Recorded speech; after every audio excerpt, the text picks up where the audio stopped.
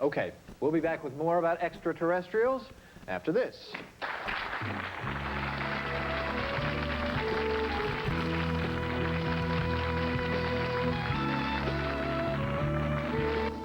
Nice little place you have here, Zorvac. I refuse to degrade science. Steady, baby.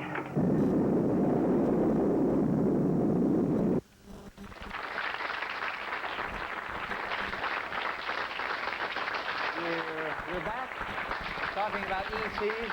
One thing that's always fascinated me about these accounts of abductions or contacts is that many people seem to report contacts with aliens that look just like us. Now, the chances of other life in the universe may be pretty good, but the chances that they're going to look exactly like us are slim to the point of impossible. That's only if life develops independently wherever it is. If there's a cross-connectedness. Right. How soon would that connection come, though? Because it better be... We're only separated from the chimpanzees by 5 million years. Supposing we were placed here. What if we're somebody's colony, somebody's crop, if you will? Are we somebody's colony? Are we somebody's junior high school biology experiment? This is the devil's island of this corner of the galaxy, Ron. They dumped all the bad boys and girls here, and that's why we're so nasty to each other. Well, what about these other ones, though? Where do the different races of people come in? How can you judge that when you're talking about an infinite universe?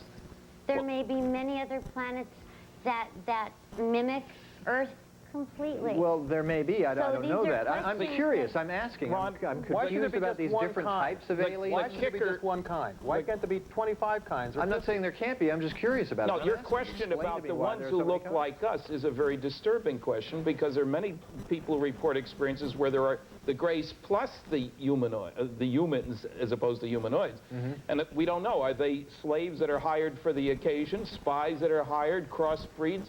We really don't know. Yeah. I consider myself very open-minded, and I personally believe in UFOs. I think Stanton Friedman lends a lot of credibility to the subject.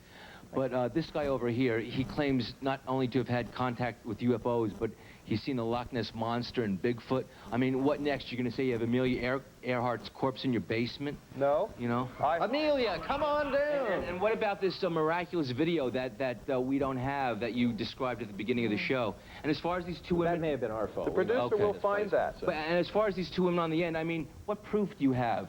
I can say anything I want. You can say anything you want. You know, you want proof? I mean, words are empty meaningless. Let's see some hardcore evidence. You want proof? Like, okay, let's take for one thing Bigfoot. We have hair and blood samples tested by anthropologists. That's like that's another show. I'd like to say something. I was contacted.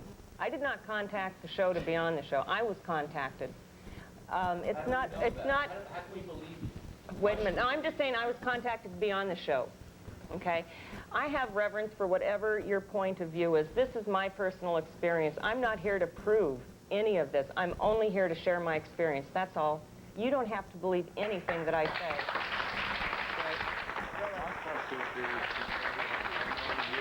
With the blonde hair. I can't have, you know. You want to know why aliens, Bigfoot, and the Loch Ness Monster are difficult to prove? I can tell you why. I don't want to know, because we're doing a show on UFOs. Sorry. Right. Keep it to UFOs, or we're going to go crazy here. We got a Sherry, my question is that you said you go into yourself spiritually. Is it possibly that if you're a true spiritualist, I'm a believer of God, and I don't understand that how you can be into spiritualism and then at the same time believe in a UFO, an unidentified flying object? I don't understand that. Can you explain that to me? Well, first of all, if you believe in God, and you believe that, you know, like they say, the universe is a place of many mansions, right? That God's kingdom is made of many mansions. I'm only most familiar with this one. But because I am spiritually inclined, and I suppose I'm very quiet inside most of the time, I'm very receptive. And maybe it's people who are more receptive and less intellectual that are more subject to the less familiar events. And I want to say something. I want to say it very badly. Just like Athena, I didn't ask to be on this show. It was a request made of me to be on this show. I've had, since May 6th of 1988, along with my 9-year-old son, at least 200 close encounters of the fourth kind with one race in a multiplicity of ways that has affected our lives profoundly. We have avoided all publicity. We have stayed in the shadows. I have not been on television, been to a convention. I even avoid groups so as not for the power of suggestion of other abductees, if you will, to affect me. I've come forward this time. It's the first time because my gut told me to, because I have a child I love, and I don't want him to suffer the way I did. I was abducted through my childhood. This isn't new. And I hope that by the time he's an adult, some of this controversy will have broken apart, and some of the answers will be revealed so that he has a good life and the rest of the people that are still here. This is an act of love. I'm not here to prove anything to anybody, but out there, there will be at least one person, if not 10,000, who are relating to me right now, because my heart is contriving to another heart. Well, we'll reveal more answers in a moment after these words.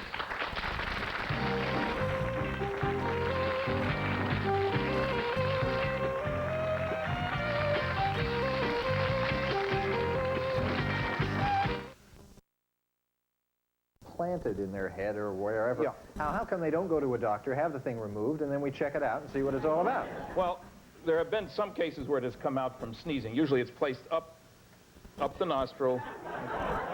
Well, wait, okay. let me get through this.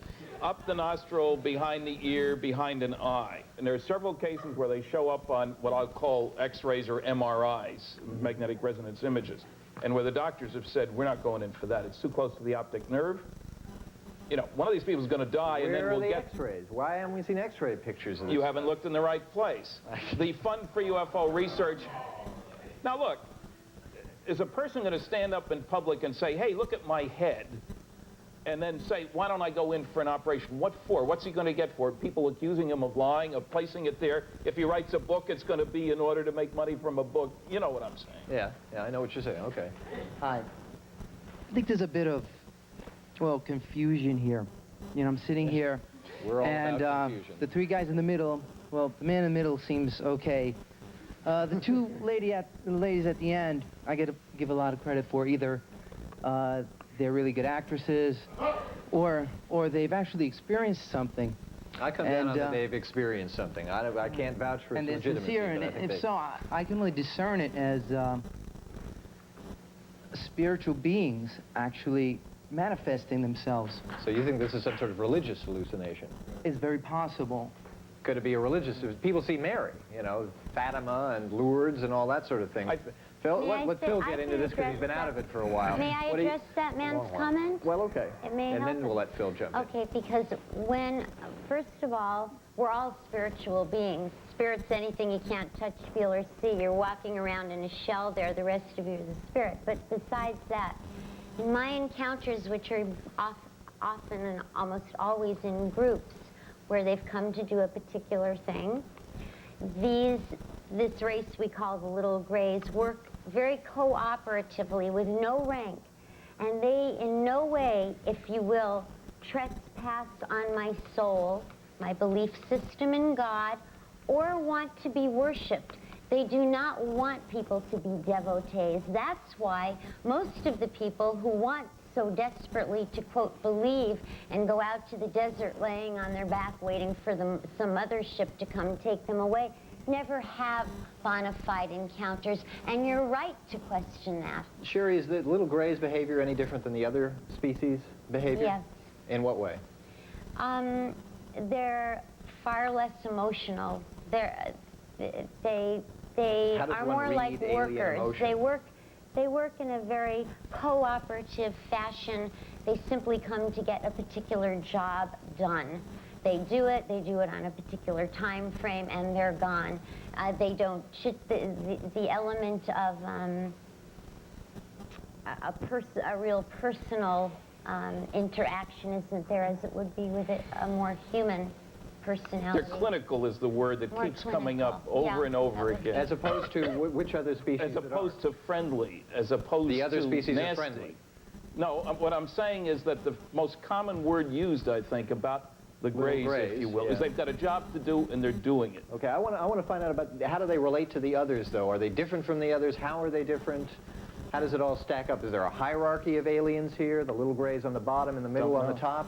Well, I'm asking. I'll get one on your show and then we'll find out. Well, that will really be a ratings through the roof. There is a distinct difference. There is. There is a distinct. Okay, Athena, can you address this question? I mean, From my understanding, is that there is some discernment that needs to be used. There are some that are definitely operating more from a clinical standpoint. There are ones that have developed a lot more in the emotional aspect or the feeling those would aspect of their... be which ones?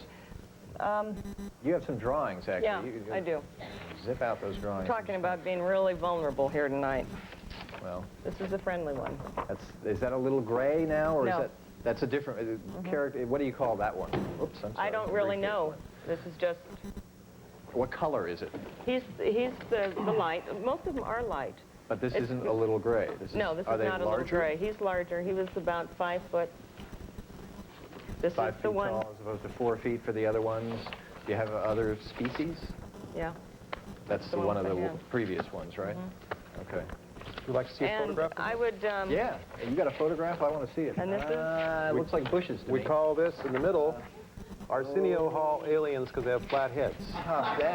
That's one of those Bigfoot photos. This is one that wasn't a pleasant experience, and that's someone well, had now, mentioned how is this the one different? Because they look the same. They have big black they eyes don't. and they're If you kind look, of ovoid. No. You'll find that most of them have in common, though, the large eyes. And no nose and a little tiny mouth? Yeah. And no ears? You look at them. Yeah, they do look the same. They're different. Well, sort of, but we're in the same general family there. I mean, we're... 2 arms, 2 legs, a head and a body, for sure. Yeah. Well, how likely is it that other aliens would have 2 legs and 2 arms? Well, how likely is it that all living things on this planet have the same DNA? Amazingly enough, they do. It appears that, why aren't there 3-legged animals running around? There's certain directions in which life evolves and certain favored... There are 100-legged animals running around, though. Yeah.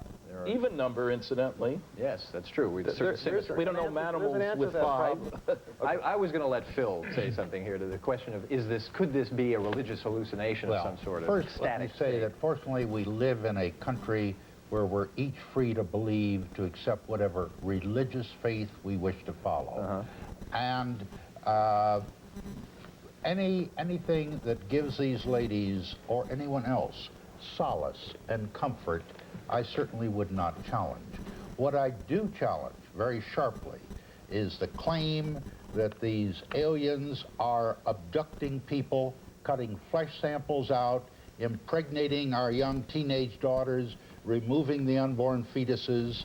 President Carter, President Reagan, and President Bush have taken great steps to efforts to protect and recover the rights of a few of our victims of Mideast terrorists and so on. And I feel sure that if this is actually taking place, I urge Stanton, as an American citizen, to come to Washington to alert our top officials. Let's mobilize the defenses of the nation, of the world, to defend against these atrocities. Okay, got a quick they're question. real. Okay, if extraterrestrials are technologically advanced, that would mean that most likely they're intellectually more advanced. Yes. Now, if that's the case, why all the the mystery around it? Why the symbols, the codes? Why don't they just be either find a way to convey themselves to everyone, or to stay hidden and not to be seen at all? Well, but why would you want them to do either one? They're here to do a job. They know we know they're here. But why do you ask me to explain extraterrestrials to you? I have had no contact We don't with even messages in wheat fields, though. Why don't they just come out? I'm not saying that they do, Ron. We don't communicate with laboratory rats. Circles? There are crop circles. Whether they have an extraterrestrial content, I haven't the faintest idea. Okay, I have an answer for you on that mystery. We don't communicate with guinea pigs, and we don't try and talk to them. We just treat them. And if these aliens are so far superior to us and possibly have seeded this planet with us, and if we are an experiment, which of course would upset everybody's religion very much, but if that is true, then they communicate with us at their own speed, at their own time, in their own way, and they don't care if we don't like it. All right. Can I share Pardon me, Ron, I talk to my guinea pigs, I talk to my dog. I believe and it. she understands. Okay. All right, UFOs, it's not over till the fat alien sings. More when we come back.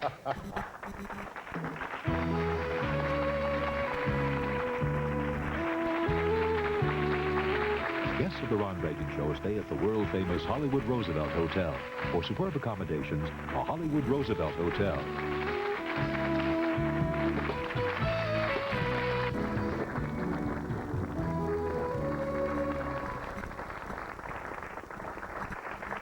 We are almost out of time, but before we go, I want to thank first our band, D.A. Young and Dr. Bombay. And,